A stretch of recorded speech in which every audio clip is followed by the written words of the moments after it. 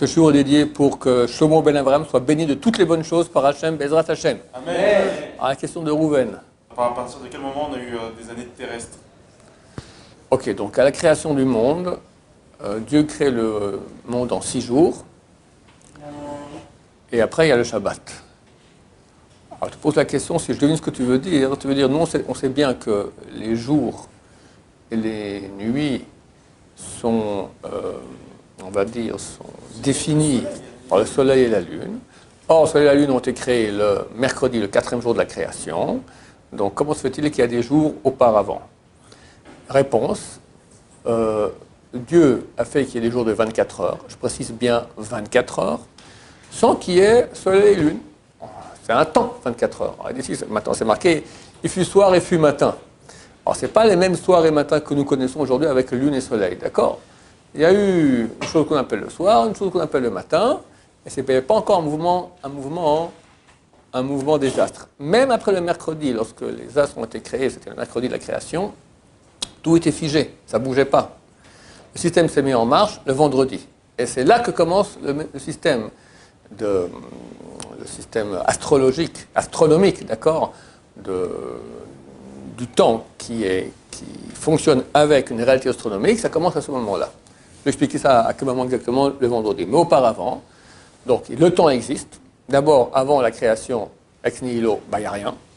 Et comme explique le Ramban Nachmanide, ce que Einstein a découvert ce siècle, enfin le siècle passé, Nachmanide l'a déjà dit il y a 800 ans, il dit le temps est lié à la matière. S'il y a de la matière, il y a du temps. S'il n'y a pas de temps, il n'y a pas de matière. S'il n'y a pas de matière, il n'y a pas de temps. D'accord? Donc avant qu'il y ait une création de matière, il n'y a pas de temps.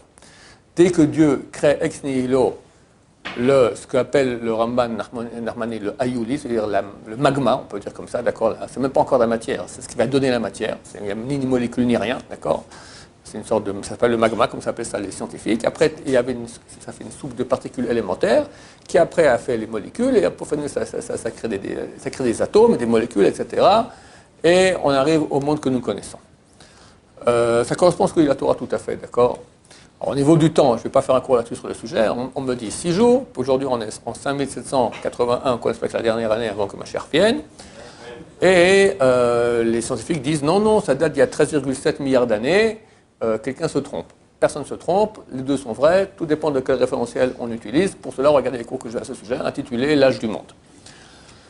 Toi, je pose une question autre. Tu dis, vu qu'il n'y a pas encore de système astronomique, il n'y a même pas encore de planète, comment ça se fait qu'il y a le temps? Je te réponds, le temps n'est pas tributaire de système. Dieu peut faire qu'il y ait un temps. D'accord? Si toi, tu étais là-bas, lorsque Dieu crée le monde, tu as une montre, tu regardes, la montre, elle tourne. Attends, il n'y a ni soleil, ni coucher du soleil, ni lever du soleil, ni lune, ni rien. Mais le temps, il existe. Oui. Du coup, qu'est-ce que ça veut dire quand à partir du premier jour, il dit il fait jour, il fait nuit, premier jour, il fait jour, il fait nuit. Alors, c'est jour par rapport à quoi? Ouais, il y avait une réalité de lumière spirituelle qui s'appelait, ça veut dire que le premier jour, Dieu a créé la lumière. Il a vu que la lumière était bonne, et il appelait la lumière jour, et l'obscurité, il l'appelait nuit. Mais comme dit Rachid, les deux existaient en même temps. Alors comment est-ce qu'on peut comprendre obscurité et lumière en même temps? Je ne sais pas, il s'agit de notions spirituelles. Et Dieu a vu que cette lumière était une lumière beaucoup trop grande pour le monde, et que les mécréants risquaient de l'utiliser à mauvais escient.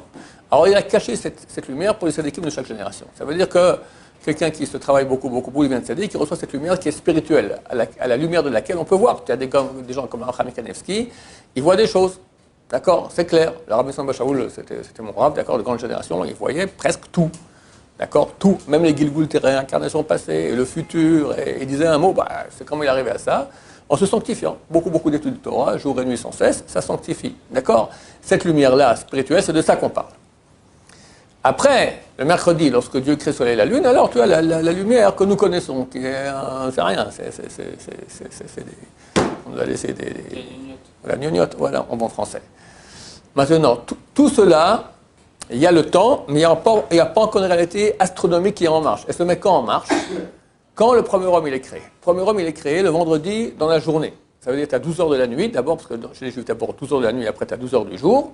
Il y a eu 12 heures de la nuit, et après, dans le traité Sanhedrin, page 38, B, là-bas, la Gemara, elle dit qu'est-ce qui s'est passé à chaque heure du vendredi. Première heure, Dieu il a ramassé tout l'argile, la terre nécessaire pour créer le premier homme. Deuxième heure, il a façonné le tronc. Troisième heure, les membres. Quatrième heure, il lui soufflait la vie.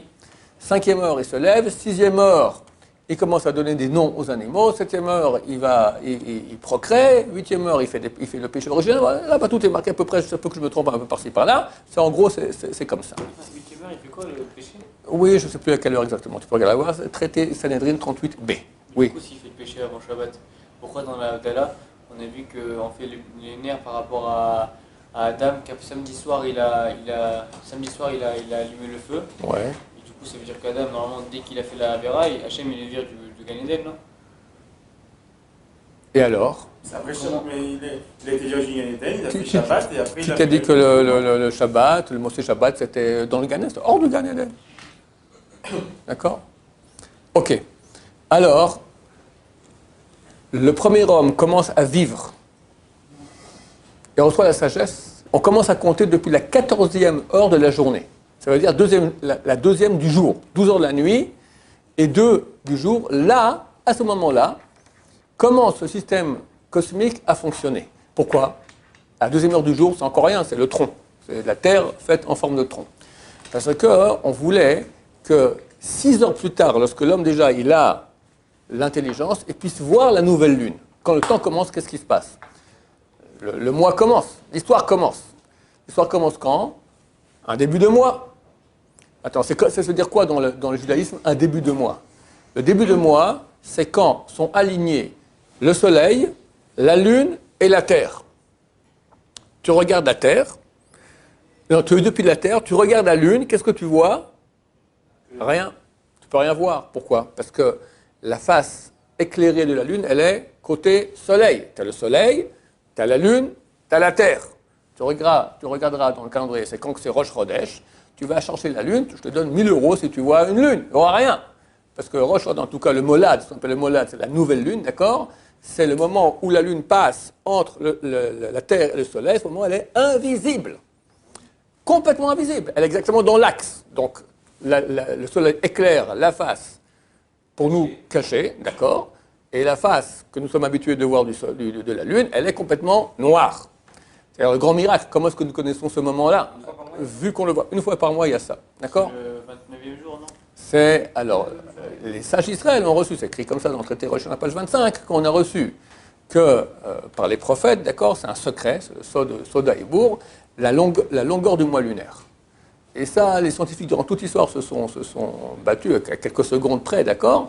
Et aujourd'hui, on a remarqué que Baruch Hashem, c'est nous qui sommes les plus proches du vrai chiffre. C'est 29 jours, la Gemara dit comme ça, 29 jours, et demi, donc 12 heures, et 793, 181e. On partage l'heure en 1081e, il n'y a pas de secondes ni de minutes, d'après la Torah, il y a une heure divisée en 1080 parties, d'accord? 793 parties d'une heure, ça fait environ 41 minutes, d'accord? Ça, c'est la longueur du mois lunaire. 29 jours, 12 heures, 793, 1081e. C'est ça la longueur du mois lunaire, qui est une moyenne, parce que des fois c'est plus long et plus court.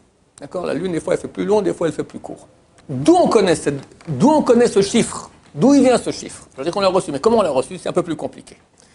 On a reçu aussi que le système cosmique se met en marche la 14e heure du vendredi. Donc 12 heures de la nuit, encore 2 heures du matin, vers 9 heures du matin. D'accord? 8 heures, 9 heures du matin. À ce moment-là, tac, le système cosmique se met en marche. Pourquoi? Parce que dans 6 heures, le premier homme, il aura l'intelligence. Pas avant. Pourquoi on veut 6 heures? Parce que quand la Lune, elle passe comme ça, dans l'axe Terre-Soleil, elle passe comme ça, on commence quand à la voir? 6 heures après.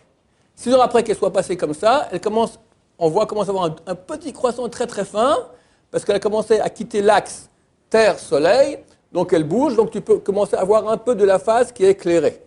Ça, c'est le moment où l'homme peut voir qu'il y a maintenant une nouvelle lune. Mais quand il voit, c'était 6 heures auparavant. Pour qu'il puisse voir quand il est né qu'on a commencé, alors il fallait que ça commence 6 heures plus tôt. OK? Maintenant, comment on sait que c'était ce moment-là? Alors c'est plus compliqué. On a... Le système cosmique se met à marcher, comme je dis, le vendredi à la 14e heure. Les sages d'Israël ont reçu qu'un an auparavant, dans le temps, comme tu disais, Aaron, dans le ciel, pas ici, il n'y a même pas encore de monde, rien. On parle d'un an avant que le monde soit créé. Il n'y avait rien. il y avait quand même déjà une réalité spirituelle qui s'appelle la lune et de nouvelles lunes. Et on a la date. On appelle ça Molad Tohu. Molad, c'est la nouvelle lune. Tohu. La nouvelle lune, Tohu. Il n'y a pas encore de monde. Il n'y a même pas Tohu, ça veut dire qu'il n'y a rien. D'accord. C'est le physique, en fait. De ça. Pardon? C'est le physique de Tohu. C'est ça, en fait. Le métaphysique. Le métaphysique de la nouvelle lune, c'était 12 ans plus tôt. 12 mois plus tôt. On a la date. Je me souviens, c'était le lundi 507 Khalakim. Lundi, peut-être quelques heures, je ne sais plus, 507 Khalakim. Maintenant, tu prends la distance entre les deux. Entre le vendredi 14e heure et le Molato, tu divises par 12, tu as exactement le chiffre de 29 jours et demi, 41 minutes et quelques secondes, d'accord, ce que la NASA a découvert dernièrement. Ça, nous, on l'a depuis, Baruch Hashem, 2000 ans. Donc tout se met en marche à ce moment-là.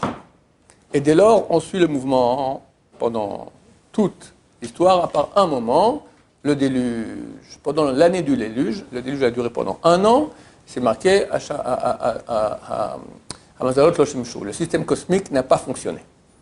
C'était une autre réalité. Qui explique d'ailleurs les ossements des dinosaures ou autres qu'on retrouve qui ont l'air d'avoir, parce qu'on a un système, un autre référentiel temps, qui était pour les habitants de l'Arche de Noé 1 an, mais du point de vue d'un autre référentiel, qui est le reste du monde, ça pourrait être des centaines de millions d'années aussi. Voilà, cela fera l'objet d'un autre cours. Oui. Et le déluge n'a rien à voir avec aussi le fait de faire vieillir les eaux, parce que c'est de l'eau bouillante. Et j'ai entendu que l'eau acide et bouillante, elle faisait vieillir les eaux. Peut-être, mais ça m'a l'air manquant. Ça manque quand même, parce que tu as les couches géologiques, tu as beaucoup de choses. Bon, il y en a des gens qui ont expliqué que grâce au déluge, les choses ont l'air plus vieilles. Nous, on dit tout simplement que le monde, dans les 6 premiers jours de la création, c'était des jours de 24 heures, mais dans le référentiel Hachem, pas dans notre référentiel nous. Il faut comprendre que les choses ont des autres mesures en fonction du référentiel. Si tu es dans l'avion qui va à Marseille maintenant, on va dire, et l'hôtesse te verse un café, à quelle vitesse le café il est versé dans le verre? Ça dépend du référentiel. À quelle vitesse elle te le met dans le verre? 10 km/h. À 10 km un verre dans le café, ça fait dans la figure, c'est une plainte à El Al, d'accord? 1 ou 2 km/h. Maintenant, tu es un berger, tu passes au-dessus de la Sicile pour arriver à Marseille, et le berger avec ses jumelles, il voit l'avion de El Al, et voit l'hôtesse qui te met un café. Il voit à quelle vitesse passe le café, 900 km à l'heure. La question se pose, alors le café, il passe à 900 km à l'heure ou à 1 km à l'heure? Réponse référentielle. Là, en ce qui concerne le temps aussi, le temps est une chose qui est tributaire de la matière. En fonction des données matérielles, le temps va changer. Einstein, son élève Langevin, il dit que si tu prends 2 frères jumeaux, un des 2 reste sur Terre, l'autre va faire un tour de 24 heures dans l'espace, dans une navette spatiale qui va aller à une vitesse extrêmement grande, proche de la vitesse de la lumière. Il prétend que celui qui est dans la navette spatiale, il vit 24 heures, il revient sur Terre, il a 1 jour de plus, tu prends ses cellules, tout ça, tu regardes, il a 1 jour de plus. En attendant, sur Terre, 1000 ans sont passés, et son frère est mort enterré. Comment ça se fait? 2 frères jumeaux. Il est resté sur Terre, et le temps se passe sur Terre à la vitesse qui est tributaire des conditions physiques Terre, et lui qui est dans un avion, dans une navette spatiale qui va dans une autre dimension matérielle qui va très très rapide, c'est un autre temps. Il faut comprendre ça. C'est des choses qui ne sont pas très habituelles, parce que pour nous, le temps, il est partout la même chose. Il faut comprendre que non. Même, dans les bouquins de physique, c'est marqué que tu prends un bâton qui fait 1 mètre de long. Tu le mets dans une navette spatiale qui va dans l'espace à une vitesse voisine, proche de sa vitesse de la lumière. Le bâton, il fait plus que 50 cm. Comment ça se fait? Je ne sais pas. Mais c'est les plus grands scientifiques qui disent cela. Donc nous, on comprend que quand on parle de la création du monde, des 6 jours de la création, alors qu'il y avait des conditions physiques totalement différentes que maintenant, c'est forcément ça influe sur le temps. Et lorsque nous disons que c'est 6 jours de 24 heures, c'est vrai parce que si nous on était là-bas, on aurait été 24 heures, comme l'hôtesse qui te verse le truc à 1 km à l'heure. Celui qui regarde cela aujourd'hui, il voit 13,7 milliards d'années. Et c'est vrai, parce que lui, il est comme le berger qui regarde le café passer en avion à 900 km à l'heure. Oui. Ah, mais quand on avait parlé de la Lune, il y a l'éclipse, il y a aussi la Lune, des fois elle est rouge. Oui. Oui. C'est quoi, alors, l'éclipse lunaire, c'est très simple. Qu'est-ce que c'est? Comme j'expliquais auparavant, tu regardes maintenant. Des fois, tu as la Terre. Tu as la Terre, tu as la Lune et tu as le Soleil. Attends, la Lune, des fois, elle passe de l'autre côté, elle tourne comme ça autour de la Terre, n'est-ce pas? Des fois, elle est là, n'est-ce pas? Maintenant, la Lune, elle est là, la Terre, elle est là, le Soleil, il éclaire la Lune. Maintenant, des fois, la Terre, elle passe. Maintenant, tu as le contact Lune-Soleil. C'est un faisceau comme ça, d'accord? Des fois, la Terre, elle passe dessous comme ça. Des fois, la Terre, elle passe dessous comme ça. Mais des fois, elle passe exactement dans le faisceau, tic! Donc, la Lune, le Soleil veut éclairer la Lune et tu as la Terre qui passe dans le faisceau. Qu'est-ce que ça fait? Ça fait de l'ombre sur la Lune. Et dans la Lune, tu vois l'ombre de la Terre passer. Tu comprends ce que je veux dire? Maintenant, alors des fois c'est noir, des fois c'est rouge, des fois il y a toutes sortes d'éclipses, toutes sortes de luminosités.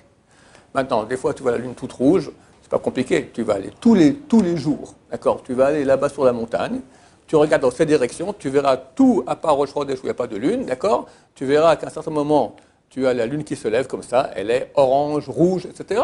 Comme un lever de soleil qui est rouge, d'accord? Ou un coucher de soleil, bah, tu as la même chose avec la Lune, parce que ça c'est une autre raison qui fait. C'est l'atmosphère, parce que tu traces toute l'atmosphère, il y a beaucoup de poussière, donc ça fait que la luminosité, elle est rouge. Alors c'est un signe pour le peuple d'Israël, la Lune, il faut savoir. La Lune, ça, c'est le symbole du peuple d'Israël. Le Soleil, c'est les Goïm, et nous, c'est la Lune. Comme on a une baisse du galout, après on revient, etc. Et quand la Lune va très bien, c'est un bon signe pour Israël. Du coup, c'est ce que les éclipses lunaires, c'est un mauvais signe pour Israël, Hachem Ishmor. Mais si on est chômeur mitzvot, on fait le Shabbat, etc., comme il faut bien, on fait les mitzvot, on n'a pas à avoir peur des signes astronomiques. Non, mais c'est ça, c'est ce que j'allais dire. J'allais dire, ouais, si c'est une éclipse de lune, c'est mauvais signe pour le peuple d'Israël. Et si c'est une éclipse solaire, c'est mauvais signe pour les autres nations. C'est juste. Mais seulement si on ne fait pas les mitzvot. Oui. Mais les éclipses de lune, on peut les prédire. Alors, comment on peut prédire quelque chose qui est mauvais pour Israël? C'est-à-dire que c'est mathématique. Alors, il y a une réalité astrologique. C'est clair d'après la Torah que les astres agissent sur l'humanité. Il n'y a aucun doute là-dessus. D'accord? Même la Gemara, à certains endroits, dit quelqu'un à quel moment il est né, quel tempérament il aura, d'accord, en fonction des astres. Par exemple, quelqu'un qui est sous l'influence de Mars, Mars, c'est une planète qui est rouge, s'appelle Ma'adim. Ma'adim en hébreu, Ma'adim, c'est le mot Adom, d'accord, rouge. Alors, il sera ou assassin, ou Moël, il aime le sang, d'accord, ou égorgeur d'animaux, d'accord, il y a toutes sortes, donc c'est certain qu'il y a une influence. Donc maintenant, il y a une influence qui est, on va dire, on appelle ça le mazal. Le mazal, c'est tout le système cosmique et spirituel qui gère le monde. Dans ce mazal-là, il y a des moments qui sont plus favorables ou moins favorables. Israël est au-dessus du mazal. Israël, si le peuple d'Israël se comporte bien, et même la personne au niveau particulier, même si elle a un mauvais mazal, mais si maintenant elle devient un tzaddik, elle fait attention d'être proche de Dieu, elle est au-dessus du mazal. Le mazal n'a aucune influence sur lui. Donc on peut arriver par notre comportement et au niveau collectif du peuple d'Israël, et au niveau particulier, au collectif c'est toujours comme ça, et au niveau particulier, à éviter les malheurs qui sont prévus par le système cosmique ou même métaphysique qui gère le mazal, qui gère la réalité terrestre. C'est bon? Baruch Adonai, l'olam, amen v'amen.